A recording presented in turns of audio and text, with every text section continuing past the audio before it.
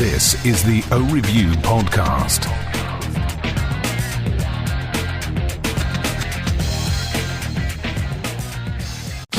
O-Review.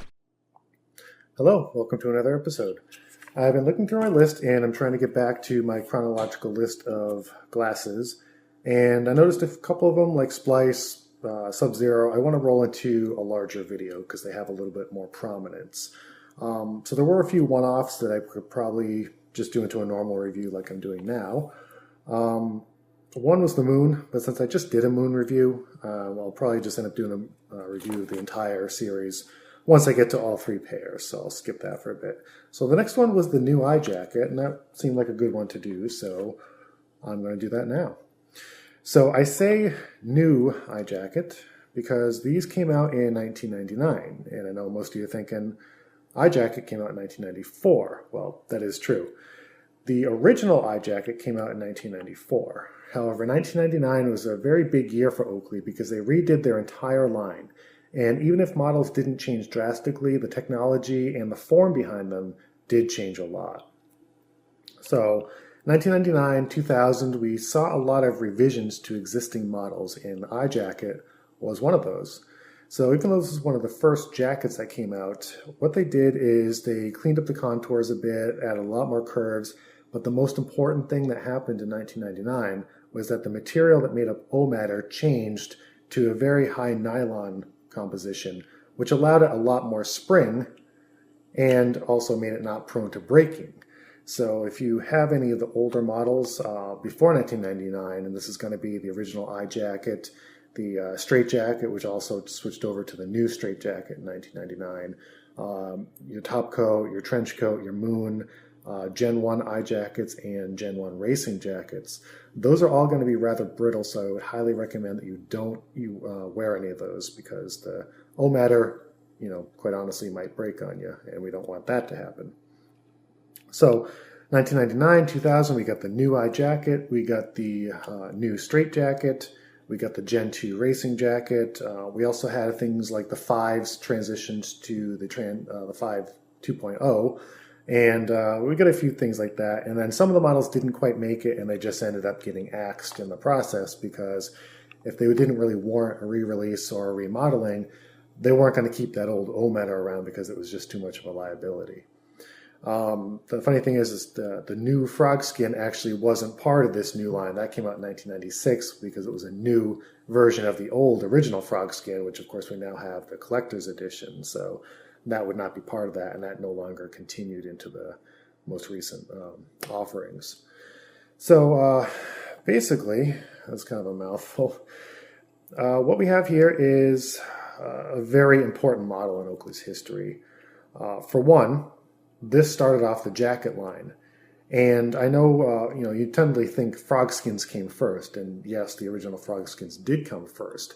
But around the mid-90s, Oakley started differentiating the two lines with sort of a higher-end jacket model, which tend to have things like ear socks. This one doesn't, but some of them had nose bombs. A lot of them had extra unobtainium for that extra grip on your face, whereas the frog skin ones tended to not have that, and they tended to just be entirely O-matter or whatever material they were made out of. So frog skins, aside from the original one, didn't come out until 1996 with the new frog skin, followed by the 5s, 4s, etc. The odd thing is the 20 looked a lot like a jacket. It had the ear socks, it had the nose bombs, but that was still considered a frog skin solely because of the name. But for all purposes, it really was on par with most of the jackets, including price. But as far as jackets went, we had the eye jacket, which started off the jacket line, followed by trench coat, top coat, Moon, etc. And they had a lot of similar features on them. But the other important thing was this is the first model that used entirely 3D CAD programming to formulate the shape. Basically, someone went into a 3D modeling program, created the design, had it etched out into a physical prototype, which they could then, see as far as wearing it and what it's actually going to look like physically before they started making mass prototypes. So we no longer were restricted to having very flat models that were very simple in design. We could have very complex 3D shapes which are created entirely on the computer. another nice thing about glasses around this era was that they came in these very elegant boxes. And I talked about this briefly in my last video where I did my collection. But around the time, you could actually see what glasses you were buying just based on the box. And, you know, some things like the Monster Dog had very elaborate boxes, and obviously, you know, those are exceptions to the rule. But generally, you know, things like the Moons, the Straight Jackets, things like that, had these boxes where they had the very classy black and white photo on the front. And even some of them, like the leather wrapped square wire and the leather wrapped straight jacket, even had the colorway on it so you could see the imprint. So that was one extra feature, which is kind of cool. So, yeah, those are a couple things that happened around that time. We also saw revisions of a few of the goggles. The O-frame switched over to the new O-frame and went away from the previous design, which had existed for about 20 years or so, because when the O20 frame came out in 1980, that really continued all the way until 1999, and even continues today with the E frame and the L frame, which are modeled on the original model. So a lot of cool things happen around the turn of the millennium, as it is. Taking a look at this specific pair, I found this in a motorcycle shop, of all places. I don't think it was an OPD, but they certainly had some Oakley display boxes. I thought they had maybe just a small cube, but looking back, they had a few pairs, so it was probably a countertop, which is slightly bigger. And I was looking at things, you know, I'd only been collecting for maybe a year or so. Looking at my date here, I think I got this in January 2005, so I really hadn't been collecting all that long. And I saw this, and the eye jacket was really on its way out at that point. If you count the original design, it had been around for about 11 years, which is a fairly long time for a model to be in Oakley's collection. They tend to, at least at the time, only have about 10 models available at a given time. Now we have much more because of Luxottica, but we won't go there. But at the time, for a model to survive the iterations and trump every other model that had been out for 11 years, it really shows what an iconic model this is. But like anything, they started creating other models which slowly increased in popularity. So you weren't seeing eye jackets as much anymore. I saw this and I was figuring, you know, since it's on the way out, I really should probably grab one. It was still going for original retail, which was about $105 at the time, which nowadays doesn't really seem that bad because some of the lesser models are around that. But, you know, I figured why not? Let's just grab it. The frame model on this is called Black Gold, and if you look very closely, and you're not going to see this on the camera, it is a glitter frame. So if you look very closely, you're going to see a lot of sparkles in this, which is similar to a lot of the frames which are even around now, where they sort of add a very nice sheen or glitter coat to it. So it's not just a flat color. You know, this helps with counterfeits because it's going to be a lot harder to recreate that frame model as opposed to just a flat frame color. Now, it's called black gold because oil, another name for oil is black gold because it's worth so much and, you know, there's an inherent monetary value in it. And Oakley, you know, we see this now again with like gas can, oil rig, oil drum, fuel cell. They like fuel names.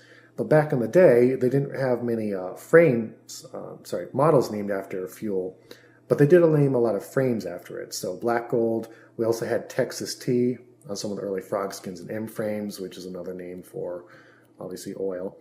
And another one was 10W40. And you're thinking, 10W40, that sounds like the Monster Dog that came out a few years ago, which is highly sought after. That is true, but the 10W40 frame on the Monster Dog was actually a re-release of a very early frame about 10 years earlier, which appeared on one of the 10s in the frog skin line. And it was a very yellow, it looked like basically car motor oil before it goes through your engine and gets dirty and turns into nice black oil. So that's pretty much it for the frame color. It is the just gold iridium lens. Gold iridium is a very popular lens and you see it an awful lot. Usually it's paired with like a root beer frame or some other darker frame, but gold iridium, you know, it's one of those standard lenses that you see in an awful lot of places.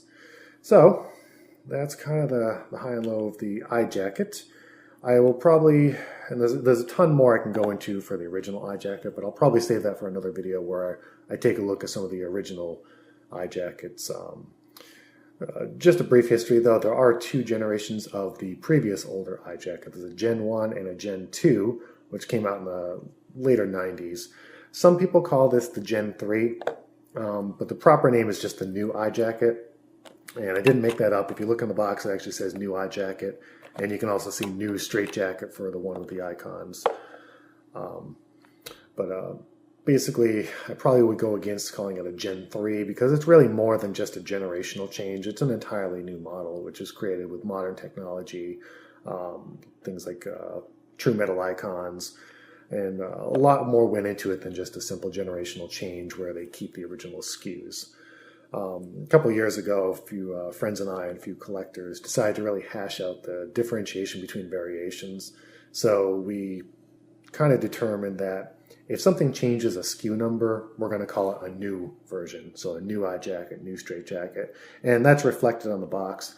But a few other models like the new straightjacket, there's another one that came out just calling itself the straightjacket. So I had to call that the straightjacket too, even though Oakley just calls it the straightjacket.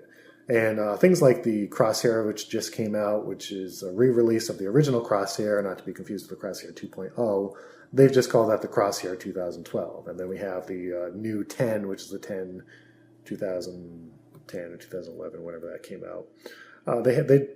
When they have a model that's no longer around, but they reuse the name, they tend to just reuse the name without any explanation of that there was an original model that came from. So being the historian buff I am, I try to make sense of that, and I try to actually apply names to it. So I tend to just append new on a frame that either had a period of discontinuation or changed SKUs. The one exception would be the Minute, because the Minute did keep the same SKUs. It did follow the same O-Matter transition in 1999. However, it had only been around for 1 year since it debuted in 1998. And it had the Racing Jacket and Moon icons, which both originated in 1998. So I do call that a Gen 1, Gen 2, because I did end up keeping the SKUs, and there really wasn't any mention of the original one being discontinued. Hadn't been around so long, and then, of course, the same goes for the Racing Jacket. That was only around for a year as well. So that's kind of the long and short of it. I won't go too much more into variation details. I might save that for another video. But, the iJacket is it's just one of those very historic models. It started an entire line of glasses. It stayed around for over a decade. It really stood the test of time, even with more modern glasses coming out. And overall, it just has a nice look to it. And someone commented and said, a review is useless unless I try them on. So let's give them a try. As far as fit goes, they're snug, stay on your head. Good coverage. The only con might be is if you don't like oval or circular frames, but I don't have a problem with that, and I think they look great. So I will see you all next time when I take a look at... I could do a Mars or I could do a classic frog skin. I guess we'll...